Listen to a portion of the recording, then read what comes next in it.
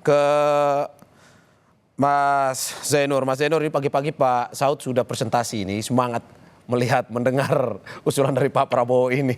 Nah, dari Mas Zainur sendiri melihat bahwa ini, dari Pak Saud mengatakan bahwa ini mundurnya demokrasi dengan usulan seperti ini tanggapan Anda seperti apa? Ya, saya setuju dengan apa yang disampaikan Pak Saud ya. Ya. Sangat berbahaya ketika pemberantasan korupsi dilakukan dengan cara diam-diam menggunakan mekanisme pengampunan yang keluar dari proses hukum, apalagi menggunakan instrumen amnesti, abolisi, rehabilitasi, gerasi gitu ya. Tinggal dipilih mana yang mau dipilih, misalnya amnesti dan abolisi. Ini sangat berbahaya.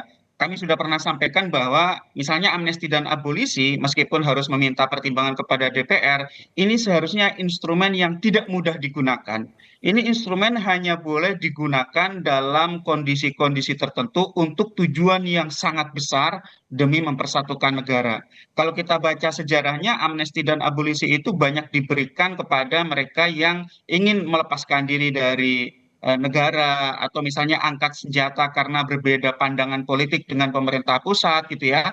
Dalam sejarah Indonesia itu banyak diberikan misalnya kepada Gerakan Aceh Merdeka, kepada Fretilin di Timor Leste, atau juga para tahanan politik karena mereka melawan negara dalam tanda kutip bukan karena jahat kepada rakyat, tetapi karena perbedaan pandangan politik bagaimana negara itu harus dijalankan, dan juga ada aspirasi-aspirasi yang itu tumbuh karena kegagalan negara untuk memberikan rasa keadilan kepada mereka. Jadi kemudian daripada terus tercerai-berai, ditawarkan amnesti abolisi dengan catatan mereka harus letakkan senjata dan kembali ke pangkuan Ibu Pertiwi.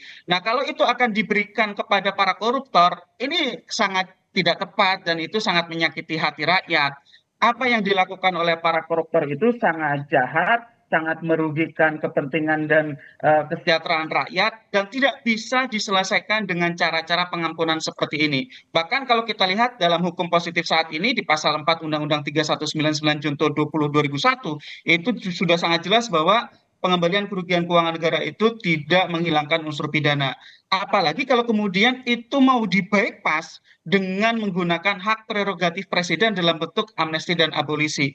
Tadi Pak Saud juga menyebut di negara lain tidak ada itu model pengampunan yang kemudian mengakibatkan impunitas, tidak Ya. bekerjanya hukum untuk melindungi orang-orang tertentu.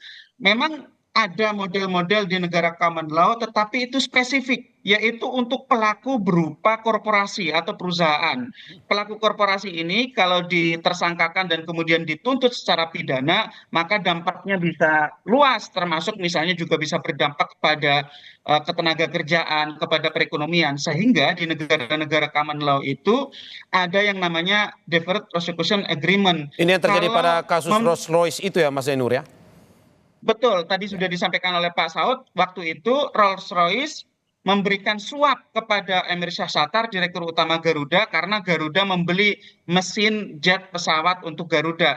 Nah, kemudian dari penegak hukum Inggris tidak melakukan penuntutan pidana karena Rolls-Royce setuju untuk membayar kalau tidak salah 400 juta pound sterling, agar apa? Agar yang pertama menunjukkan komitmen perbaikan, yang kedua itu juga memberikan pemasukan kepada negara, dan yang ketiga ini sebagai bentuk hukuman yang sangat berat dilihat dari cost and benefit-nya. Mungkin keuntungan finansialnya hanya sekian, tetapi kemudian denda yang harus dibayar itu Oke. sangat tinggi. Berarti Anda mau bilang bahwa Tetapi ini ingat, lebih itu hanya cocok, untuk korporasi. berarti ini lebih cocok ke korporasi ketimbang ke personal ya, korupsinya? Betul.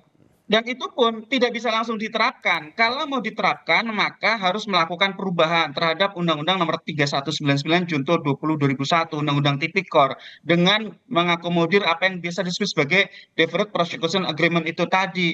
Dan itu juga tidak mudah, harus dilakukan investigasi, juga harus ada pengakuan, ya. Tidak bisa sembunyi-sembunyi, diam-diam gitu ya. Semua harus transparan, publik juga bisa melakukan pengawasan sehingga ada equal treatment. Juga itu merupakan satu prosedur yang diakui secara hukum. Itu merupakan salah satu due process of law, bukan keluar dari konteks penegakan hukum. Jadi itu kemudian di PE itu dimasukkan sebagai salah satu mekanisme yang diakui dalam hukum. Sehingga sekali lagi menurut saya meskipun saya percaya tujuan presiden ini baik, ingin mengembalikan kerugian keuangan negara, ingin mengajak orang bertobat, tetapi caranya salah. Kalau cara ini terus dibiarkan dan akan dilakukan, maka ini menjadi angin segar, menjadi insentif bagi para pelaku tindak pidana korupsi, dan orang tidak akan takut lagi korupsi, toh besok bisa diampuni kok gitu ya. Sehingga menurut saya daripada memberikan pengampunan dengan metode amnesti abolisi, kenapa kemudian tidak melakukan pemberantasan korupsi dengan tegas dan keras,